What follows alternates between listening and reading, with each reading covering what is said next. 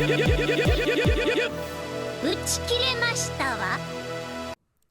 everybody, it's Mark from the Crystal Chronicles, your Dissidia Final Fantasy Opera Omnia podcast. We come to you live on Twitch at the Crystal Chronicles every Thursday night, 8 p.m. Central Daylight Time, bringing you all your DFFOO news and talk. This is my September GL DFFOO tier list, where I break down all the coming characters and rank them into these convenient tiers, so you know where to pull and where to save.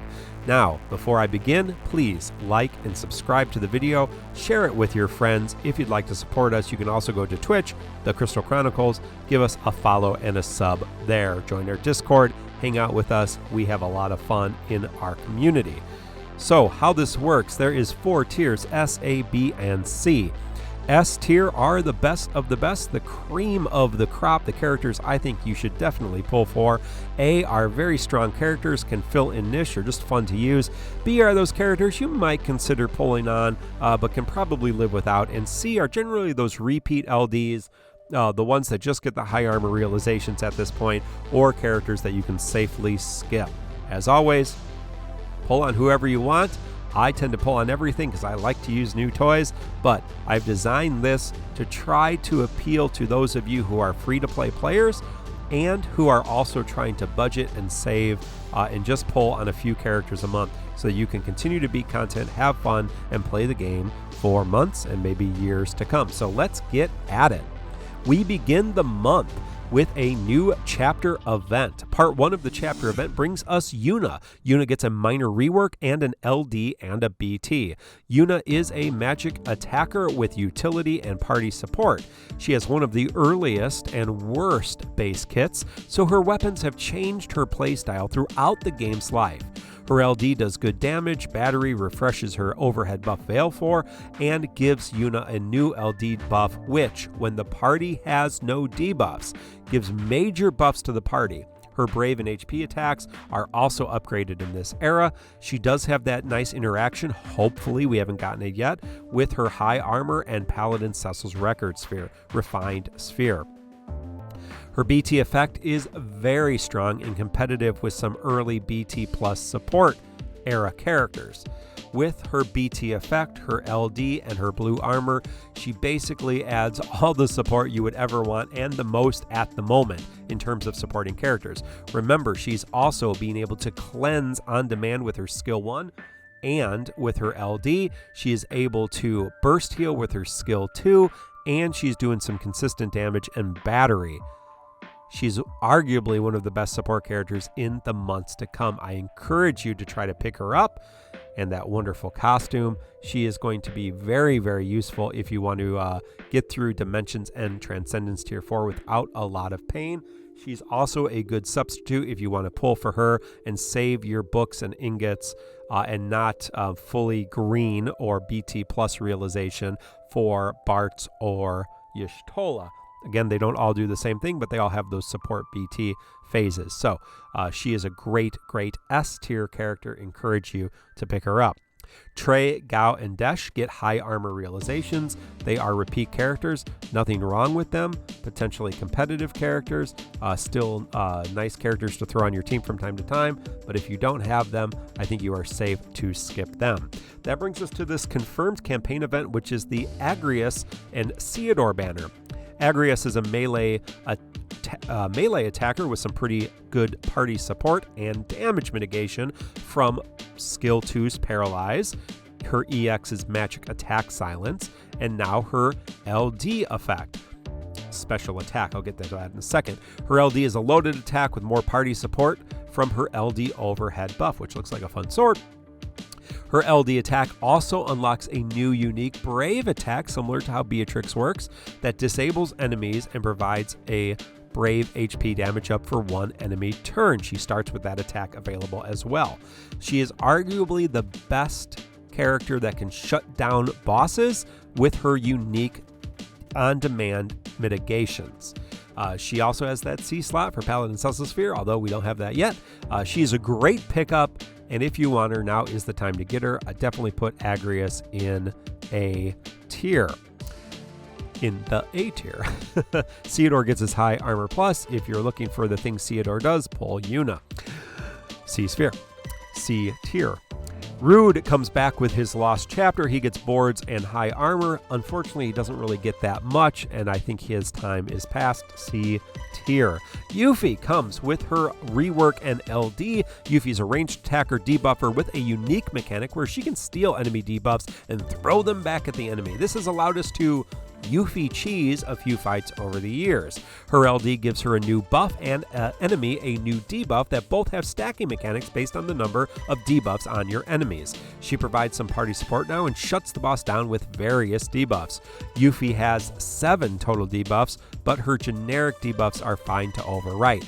If you struggled with those high defense enemies, she does offer 100% defense down at her full potential. She is an always fun to play character and a good pickup and a nice costume, so I'm leaving her in A tier. Dimensions End Transcendence Tier 4 brings us Barrett and Yang on a banner. Barrett gets a rework and an LD. Unfortunately, his rework is very minor, and it's really not enough to give him kind of the viability that other supports have. He's a physical support character. His LD offers some damage and some more party support, but he's arguably the weakest among all the current support role characters, and I think he is unfortunately back here in C sphere. You can make him work if you really invest and really try, but I'm not sure it's worth your time given the other characters we have at our disposal. Yang comes back with his high armor realization. He's a great character and still can do a lot of damage. I doubt you're going to blue him unless he's a favorite, so I'm going to leave him. If you didn't pick him up, don't pull on that banner. That banner is a cursed banner. Please don't waste resources on that banner unless they're favorites and you missed them out. Now we get a campaign event with X-Death's BT cycle starting. X-Death gets a rework, boards, and BT. We already had his LD. X-Death is a unique character in default because he does damage based on his stats as opposed to the magic ranged melee element versus boss defense. We already have his LD, and I think he is a lot of fun. He's a wacky character. You can definitely live without him. He gets a rework, helping his skill 1 debuff and his skills 2 damage. His LD boards buff his attack, brave gains, and overflow. His BT, I think, is one of the most hilarious BT effects in the game, doing 3 turns of HP poison to the enemies. You can use fast turn, consecutive turn characters on your team to cheese massive amounts of HP poison during this short burst window. Again, he is very wacky, but unnecessary. I'm still going to put him in A tier. Kieran also gets boards, LD boards, and his high armor realization, but I think he's a safe skip in C tier at this point.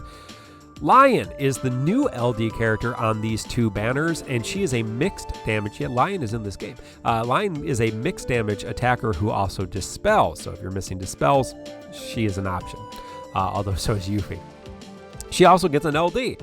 She gets a new buff, which allows her to ignore her ramp-up mechanics and gives her a follow-up attack.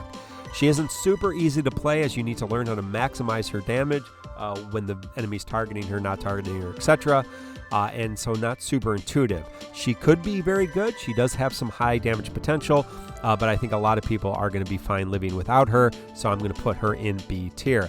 Iggy comes back with his high armor realization. You can leave him if you didn't pick him up before.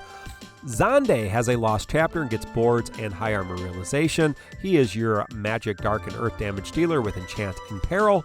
He gets a little bit, but again, if you did not pick him up before, I think you're fine to leave him, skip him, so I'm leaving him in C tier. Zell on this banner comes back with a rework and an LD. He gets a big rework. His skills don't add to the turn count. Skill 1 is instant turn rate. His LD also is instant turn rate, gives him a stackable buff which allows him to build up and do major damage. He re-breaks, gives him consecutive turns, and this leads to another special LD attack that does crazy damage. He is a big fat damage dealer. Given the number of damage dealers we do have at our disposal, you can live without him, but don't underestimate the hot dog eating or donut eating or sweetbread eating or crepe eating, depending on localization. Punching guy named Zell, tattooed face freak. No offense to anybody with tattoos on your face. I love you all. But Zell is not to be overlooked. He is not a meme anymore. He is doing significant damage. He is A tier. Again, you can live without him, but don't underestimate him. Now, we already got Vivi, so the second part of the chapter event brings us Vivi and Deuce on a banner. We already got Vivi. This would be the first time in Japan that they got Vivi. So right now we're going to get his rework, his LD boards, and his high armor realization. Vivi was our GL first. He's still doing a lot of damage. He does elemental damage. He gets a good boost to his skills. Unfortunately, he's not the easiest character to play as he does damage to your team as he attacks and with his follow-ups. So, again, his damage is very competitive. He's Vivi. He's adorable. I love his costume, but I really think he's more of a B tier character just because he's difficult to play, and a lot of people found he was just easier not to use. And that leaves us with Deuce, who, as always, lives here. And if there was a lower tier, she would live down there. So, sorry, Deuce fans. Well, friends, that is my tier list for September global version of Dissidia Final Fantasy Opera Omnia. S tier, highest tier is definitely Yunie. She is amazing. Pick up that costume. You will not regret Yoona, her LD, her BT. I love her. She's one of my favorites.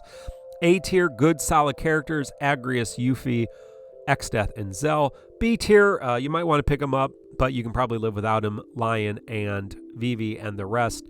Reruns, except for poor Barrett in the bottom tier. You can skip those. So please do like, sub, ring the bell for notifications, share this with your friends. Let me know who you're pulling on. Let me know what your plans are. Let me know who you disagree with because they're your favorite. That's okay. Always pull for favorites. Always invest in those characters. Pretty much all these characters are viable at this point besides Barrett and Deuce and maybe a couple others guys. CNR. But yeah, most of these characters are usable if you really, really invest in them. And remember, next month is the first month of a new era, BT Plus era and Lufania Plus, so this might be a time to save.